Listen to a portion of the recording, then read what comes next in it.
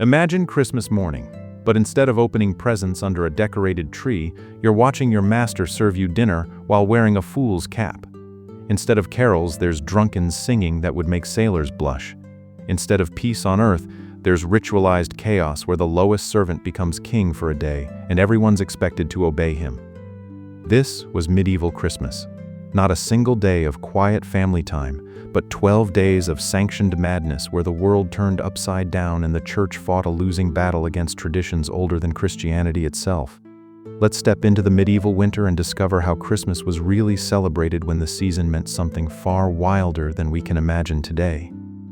Medieval Christmas wasn't December 25th. It was Christmastide, 12 full days running from Christmas Day through Epiphany on January 6th. These weren't just days off. They were a season when normal rules suspended, work stopped, and society transformed into something strange and liminal. The celebration actually began earlier on Christmas Eve, with fasting and church vigils. Midnight Mass was the threshold moment when Christ's birth was commemorated and feasting could begin. But once it started, it didn't stop for nearly 2 weeks. Each day had its own traditions, saints' days, and rituals. December 26th was St. Stephen's Day. December 28th was Holy Innocents' Day, commemorating Herod's massacre. January 1st marked the Feast of the Circumcision. January 6th, Epiphany, celebrated the arrival of the Magi. For medieval people, this extended celebration made sense. Winter was dark, cold, and work was limited. Why not make the darkest time of year into prolonged festival? Livestock had been slaughtered in autumn because feeding animals through winter was expensive. Fresh meat was abundant. Ale and wine from harvest fermentations were ready. Everything aligned for sustained celebration. But 12 days of festivities also meant 12 days of drinking, overeating, and behavior that scandalized clergy. The church tried repeatedly to impose order and solemnity on Christmas with limited success. The people had their own ideas about how to celebrate, and those ideas were rooted in traditions far older than Christianity. Christmas feasting was mandatory and excessive. Lords were expected to provide lavish meals for their households, including servants and tenants. This wasn't generosity, it was feudal obligation. A lord who failed to feast his people adequately lost face and loyalty. The Christmas feast demonstrated the Lord's wealth and his fulfillment of social contracts. Tables groaned under roasted meats, beef, pork, mutton, and game. Peacocks and swans appeared at wealthy tables, presented with feathers reattached.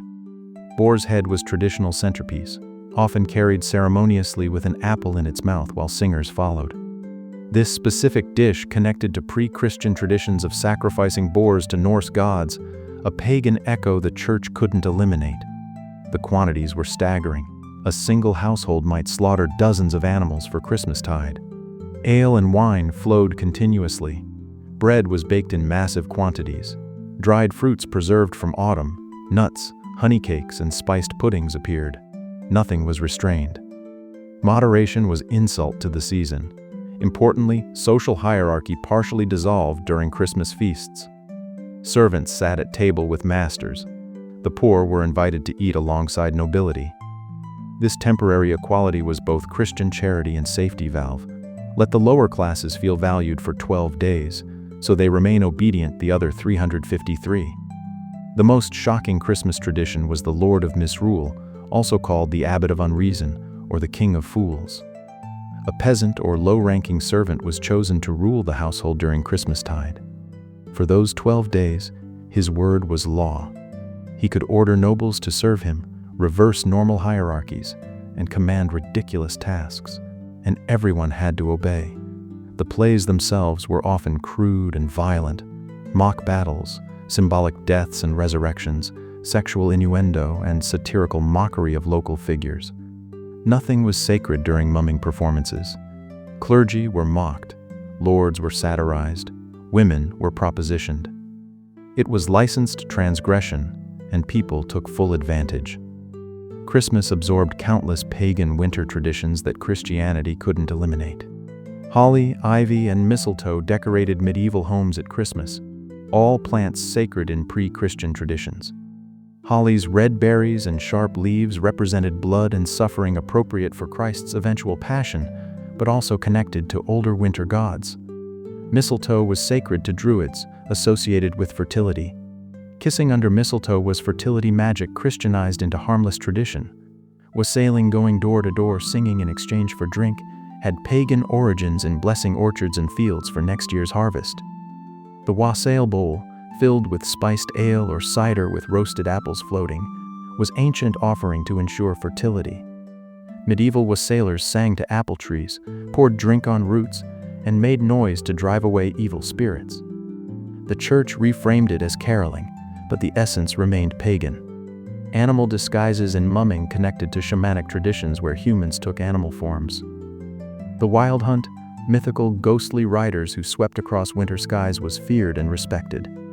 Though condemned as superstition, people still left offerings to appease the hunt or locked doors against it. Christianity coexisted uneasily with beliefs it couldn't fully erase. Amid the chaos, genuine Christian observance occurred.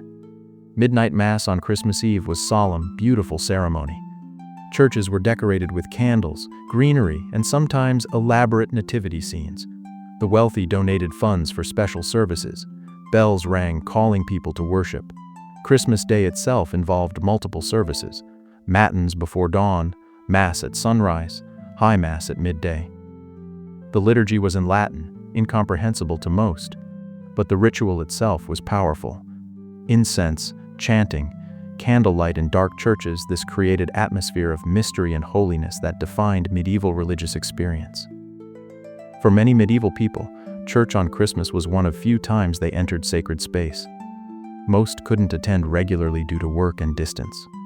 Christmas was obligation and opportunity to fulfill religious duty while experiencing beauty and transcendence rare in daily life. Sermons on Christmas focused on incarnation, God becoming flesh, the miracle of divine birth.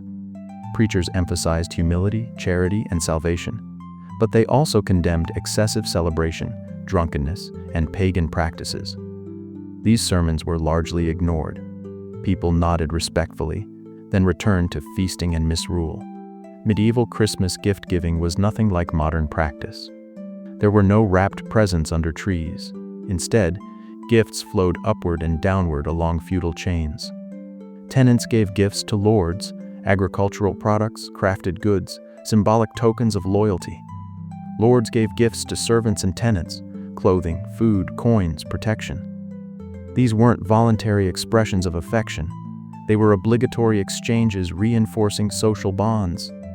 Failure to give appropriate gifts damaged relationships and could have economic consequences. The gifts themselves were practical: cloth, tools, food, not luxury items or toys. Children received little special attention at Christmas. Medieval childhood was brief, and children were expected to contribute to household work. They might receive small treats: nuts, dried fruit, a toy carved from wood. But elaborate gift-giving to children was not Christmas feature. The wealthy exchanged more elaborate gifts: jewelry, fine cloth, books, exotic spices. These gifts were political, cementing alliances and demonstrating wealth. They were displayed and discussed, their value assessed by all observers.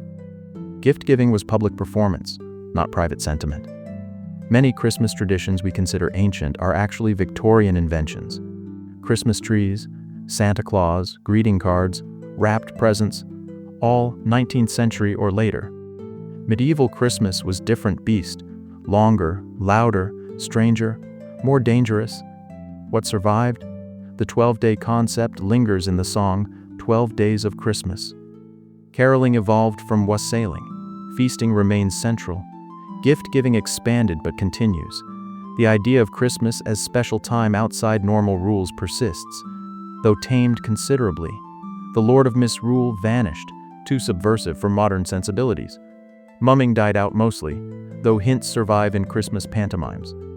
The explicit paganism was buried under Christian reinterpretation and Victorian sentimentality. The violence and chaos were sanitized into family-friendly holiday, but underneath our modern Christmas, the medieval version still lurks. The impulse toward excess, the desire to reverse normal order temporarily, the winter's darkness demanding light and warmth and community. These are ancient patterns we've dressed in new clothes but never truly abandoned. Medieval Christmas was wild, dangerous, and utterly unlike our sanitized version. It was closer to Mardi Gras or Carnival, sanctioned transgression, temporary madness, ritualized chaos. It acknowledged darkness and fought it with firelight, feasting, and faith. Perhaps we've lost something in making Christmas safe. The medieval version understood that winter required more than gentle celebration. It demanded fierce joy, defiant feasting, and acknowledgement that civilization was a fragile thing held together by rituals that honored both Christ and older gods who never quite left.